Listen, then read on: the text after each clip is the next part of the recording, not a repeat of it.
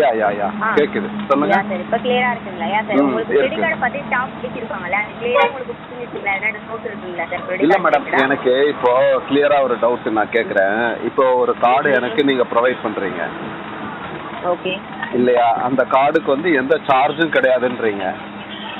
நான் 500 ரூபாய்க்கு பெட்ரோல் போட்டேன்னா 100 ரூபாய் எடுத்துப்பாங்க, இதானே சொல்றீங்க நீங்க? 100 ரூபாய் எனக்கு ரீஃபண்ட் வந்துடும். 24 ஹவர்ஸ். ஆமா 24 ஹவர்ஸ் ஒன்ஸ் தான்.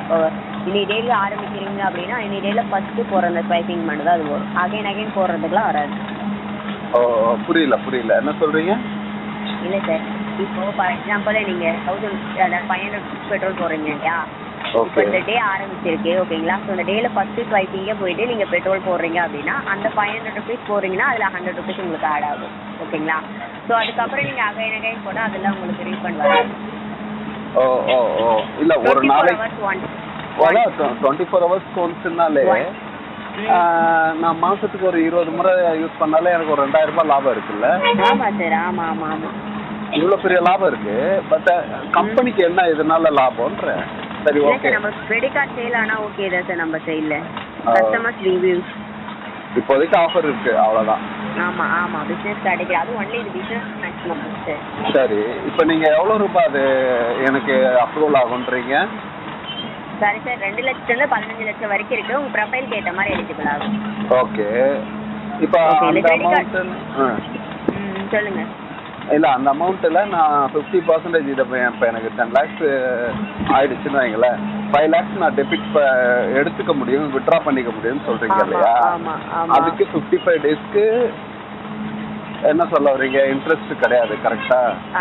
ஆமா சார். எடுக்கிற அமௌண்ட் அது ஆன்லைன் ப்ராசஸ் வித்ட்ரால் பண்ணாலும் சரி, எனிதிங் பண்ணாலுமே உங்களுக்கு 55 days தான். ஸோ எடுக்கிற அமௌண்ட்டை 55 daysக்குள்ள ப்ராப்பராக கட்டிட்டீங்கன்னா 0 இன்ட்ரெஸ்ட். ஓகே, 55 days மேலே எக்ஸ்டெண்ட் ஆச்சுனா தான் ரேட் ஆஃப் இன்ட்ரெஸ்ட் நம்ம கையில் ஆட் ஆகும். இப்போ நான் 55 daysல அந்த அமௌண்ட்டை கட்டிடுறேன். இப்போ 5 லட்சம் ரூபாய் எடுத்துட்டு 55 daysல அதை வந்து போட்டுறேன். ஒரு 10,000 ரூபாய் எடுக்கிறீங்க, அந்த 10,000 ரூபாய் கட்டிட்டீங்கன்னா இன்ட்ரெஸ்ட் ஆட் ஆகாது, 0 தான் இன்ட்ரெஸ்ட். சரி, அகைன் ஒரு 4 நாள் கழிச்சு நான் அந்த 10,000 எடுத்துக்கலாமா? இப்போ எனக்கு லிமிட் ஒரு சும்மாவே கேட்குறேன், 2 லட்சம் லிமிட் வச்சிருக்கீங்க, நான் அதில் 1 லட்சம் ரூபாய் எடுக்கிறேன். கேக்குதுங்களா நான் பேசுறது? சொல்லுங்க. 2 லட்சம் ரூபாய் எடுக்கிறீங்க? இல்ல ஒரு நாளைக்கு இல்ல மேடம், டோட்டலாவே 2 லட்சம் ரூபாய் நான் எனக்கு லிமிட்டு. நான் 1 லட்சம் கேஷா எடுத்துட்டேன். ஒரு 50 days 40,000 வரைக்கும் வித்ட்ரால் பண்ணிக்கலாம். இல்ல அதுதான் மேடம், 40,000 + 20,000 1 lakh எடுத்துட்டேன்னு வைங்களேன். அதை வந்து அகைன் வந்து அக்கௌண்ட்ல போட்டுட்டேன். எப்பன்னா 55 daysக்கு முன்னாடியே போட்டுட்டேன்னு வைங்க, எனக்கு இன்ட்ரெஸ்ட் கிடையாது, சரிங்களா? திரும்ப நான் எப்போ வித்ட்ரா பண்ணலாம்? நீங்க எடுத்து திருப்பி அகைன் இன்ட்ரெஸ்ட் போடலாம், அகைன் எடுத்துக்கலாம் சார். உடனே கூட எடுத்துக்கலாம், மறுநாள் நாள் கூட எடுத்துக்கலாம். பணத்தை போட்டுலாம் எடுத்துக்கலாம். எனக்கு இது ரொம்ப பெனிஃபிட்டா தெரியுது மேடம். இவ்வளவு பெரிய பெனிஃபிட் எப்படி கொடுப்பாங்க கம்பெனில? இது business credit card sir, only business mark மட்டும் தான் கொடுத்துட்டு இருக்கோம். இந்த கிரெடிட் கார்டோட சேஃப்டிக்காக உங்க நேம்ல ஒரு இன்சூரன்ஸ் பாலிசி எடுத்து ஆட் பண்ணணும்ன்றத இன்டிமேட் பண்ணாங்களா? அத சொன்னாங்க. அது ஏன் எதுக்குன்றது கிளியரா உங்களுக்கு புரிஞ்சிச்சிங்களா சார்? புரியுது. எதனால மேடம் அது ஆக்சுவலா லாஸ் ஆகும்போது பிசினஸ்ல லாஸ் ஆனாலும் பிசினஸ் பொறுத்துட்டு கண்டிப்பா அப் டவுன் கண்டிப்பா இருக்குங்களா? ஸோ எக்ஸ்ட்ரா அமௌண்ட் உங்களால ஃபியூச்சர்ல கட்ட முடியாது. சொல்லுங்க கேக்குது. பிசினஸை பொறுத்த வரைக்கும் அப் டவுன் இருக்குங்களா? ஏதோ ஒரு டவுன் ஆயிடுச்சு. இந்த கிரெடிட் கார்ட்ல இருந்து எடுக்கிற அமௌண்ட்டை உங்களால ப்ராப்பரா கட்ட யூஸ் டைம்ல கஸ்டமர் ப்ராப்பர்ட்டி எதுவுமே டிஸ்டர்ப் பண்ணாமல் உங்கள் பேரில் இருக்க இன்சூரன்ஸ்லேருந்தே நாங்களே கிளைமிங் எடுத்துப்போம் சார், ஓகேங்களா? ஸோ கார்டோட ஒரு சேஃப்டிக்காகவும் கஸ்டமர் செக்யூரிட்டிக்காக மட்டும்தான் சார் இந்த இன்சூரன்ஸ். அந்த இன்சூரன்ஸுமே நீங்கள் ஒன் டைம் ஆஃப்ஸில் மட்டும்தான் சார் அட்டாச்மெண்ட் பண்ணியிருக்கீங்க, இயர்லி கண்டினியூ பண்ண மாட்டீங்க. ஏன் பார்த்தீங்கன்னா ஒன்ஸ் கார்டு கைக்கு ரிசீவ் ஆனதுக்கப்புறம் இந்த கார்ட்லேருந்து எடுக்கிற ஓகேங்களா? இந்த கார்ட்லேருந்து எடுக்கிற இந்த ஃபர்ஸ்ட் 2 ரீபேமெண்ட் மட்டும் எந்த ஒரு டியூவும் இல்லாமல் எடுத்து நீங்கள் ப்ராப்பராக ரீபேமெண்ட் பண்ணிட்டீங்கன்னா நீங்கள் பண்ண இன்சூரன்ஸையும் ஃபுல் அண்ட் ஃபுல் கேன்சல் பண்ணி ரீஃபண்டாக எடுத்துக்கலாம். ஸோ நம்ம சைடில் கிரெடிட் கார்டை ப்ராப்பராக யூஸ் பண்ணிக்கின்ற பட்சத்தில் எங்களுக்கு இன்சூரன்ஸ் ப்ரீமியம் மஸ்ட் கிடையாது சார். மினிமம் இன்சூரன்ஸ் உங்களுக்கு 20,000 கார்டோட எலிஜிபிலிட்டியை பொறுத்து தான் சார் டேலி ஆகும். ஓகேங்களா? கிரெடிட் கார்டு அப்ரூவல் ஆச்சுன்னா சார் கஸ்டமராக நீங்கள் தான் சார் பேமெண்ட் பண்ணி எடுக்கிற மாதிரி இருக்கும். அது எவ்வளோ பேமெண்ட் பண்ணி எடுக்கணும் மேடம்? அது சரி, கார்டோட வேல்யூ எப்படி 2 லட்சத்துலேருந்து 15 லட்சம் வரைக்கும் இருக்கும். இன்சூரன்ஸ் ப்ரீமியம் 20,000லேருந்து 1 லட்சம் வரைக்கும் இருக்கு. ரெண்டுமே உங்க கார்டோட எலிஜிபிலிட்டி போட்டு கேல்குலேட் எலிஜிபிலிட்டி பண்ணும்போது கார்டோட லிமிட் எவ்வளோ வந்துருக்கு, இன்சூரன்ஸ் ப்ரீமியம் எவ்வளோ வந்திருக்குன்னு தெரியப்படுத்திடுவாங்க. ஓகேங்களா? உங்களுக்கு ஓகேனா நெக்ஸ்ட் அப்ரூவல் லாகின் பண்ணுவாங்க சார். ஓகேங்களா? அப்ரூவல் கொடுக்கும்போது எஸ்பிஐ வெப்சைட்லேருந்து உங்களுக்கு கிரெடிட் கார்டு அப்ரூவல் ஆச்சுன்னா மட்டும்தான் நெக்ஸ்ட் இன்சூரன்ஸ் பண்ணுங்க. அப்புறம் அப்ரூவல் கொடுக்கும்போது டிக்ளைன் வந்துச்சுன்னா சொன்னீங்களே எந்த ஒரு இன்சூரன்ஸ் பேமெண்ட் பண்ணிக்க வேண்டாம். எங்களாலுமே இந்த கிரெடிட் கார்டு உங்களுக்கு மூவ் பண்ண முடியாது. ப்ராசஸ் அப்படியே ஃபுல் அண்ட் ஃபுல் ஸ்டாப் பண்ணிடுவோம் சார். Okay okay. உங்களுக்கு ஓகேங்களா சார்? உங்களால் கிரெடிட் கார்டு அப்ரூவல் ஆச்சுன்னா உங்களால் இன்சூரன்ஸ் பண்ணி கார்டு எடுத்துக்க முடியுங்களா? இன்சூரன்ஸ் பண்ணி கார்டு எடுத்துக்க முடியும். Okay madam. நான் உங்களுக்கு அந்த டீட்டெயில்ஸ்லாம் ஆதார் கார்டும் பேன் கார்டும் வேணுமா? ஆமாம் சார், எலிஜிபிள் செக் பண்ண ஆதார் அண்ட் பேன் தேவைப்படும். எதுக்காகனா ஆதார் எதுக்காகனா அட்ரஸ் கன்ஃபர்மேஷனுக்காக. அந்த அட்ரஸ் தான் டேரக்டாக எக்ஸிக்யூட்டிவ் எடுத்து வந்து கிரெடிட் கார்டு ஆக்டிவேஷன் பண்ணி கொடுப்பாங்க. ஸ்டாப். நம்ம ஆஃபீஸ் எங்கே மேடம் இருக்கு? சாரி சார், நம்ம ஆஃபீஸ் எங்கே இருக்கு? ஹெட் ஆஃபீஸ் சார் இது Chennai Nungambakkam head office, credit card section all over Tamil Nadu and Pondicherry. புரியல. ஹலோ, சொல்லுங்க. கிரெடிட் கார்டு செக்ஷன் சரி, Chennai Nungambakkam. Okay okay okay. அவர் சார் இருக்குது ஏற்கனவே பேசினாரு. அவர் பேசினது அவரும் அங்கே தான் இருக்காரா? ஆமாம் சார், ஆமாம் ஆமாம். நீங்கள் உங்களுக்கு அப்ரூவல் ஆச்சுன்னா உங்களுக்கு கிரெடிட் கார்டு அப்ரூவல் ஆச்சுன்னா உங்களுக்கு ஸ்டாஃப் அலகேட் பண்ணுவோம். அவங்க டேரெக்டாக உங்கள் ஆதார் அட்ரஸ் எடுத்து வந்து கொடுத்து கிரெடிட் கார்டு ஆக்டிவேட் நான் உங்கள் ஆஃபீஸ் வர முடியுமா? வந்து டைரெக்டாக பார்க்க முடியுமா?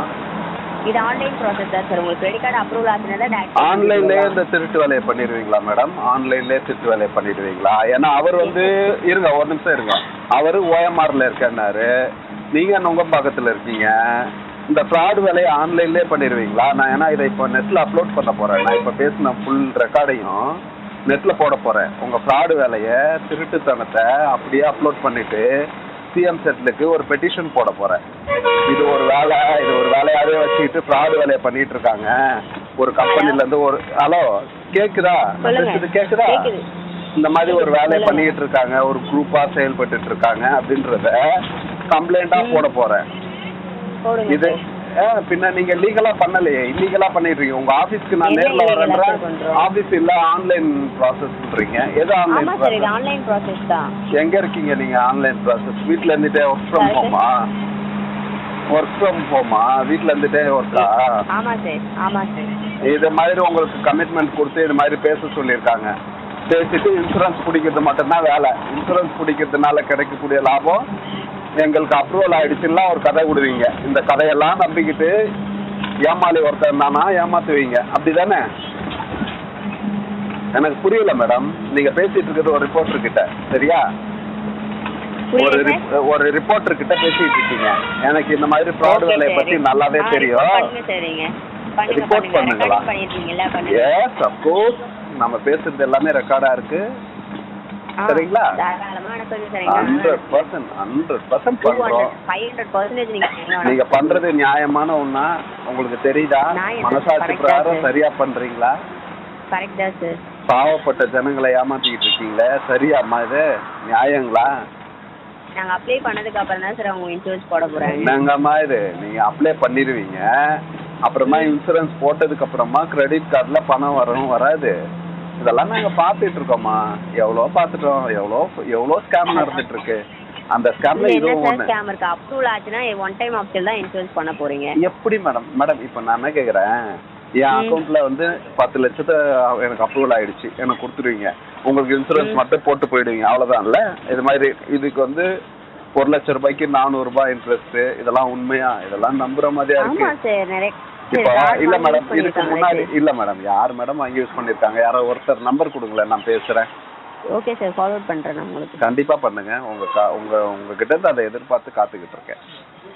ஓகே சார், கண்டிப்பா நன்றி. ஏன்னா ஏற்கனவே பேசினவரு ஓஎம்ஆர்ல இருக்க ஆபீஸ்ன்ட்டாரு, நீங்க நுங்கம்பாக்கத்துல இருக்குன்றீங்க. ரொம்ப அருமையா சொல்றீங்க. 2 பேருமே கதையா விட்டா நான் என்ன பண்ணுறது? எனக்கு தெரியுது இதுல என்ன சார் கதை இருக்கு. மேடம் நீங்க கதை விடுறீங்க அப்படின்றதெல்லாம் எனக்கு தெரியுது. இதை ஏமாற்றுறதே ஒரு வேலையா வச்சு செய்யறாங்க ஒரு குரூப். அதுல மேடம் பாவம் வேலை செஞ்சுக்கிட்டு இருக்கீங்க. சரி, ஓகே, ஃபைன், நான் பார்த்துக்கிறேன். தேங்க்யூ.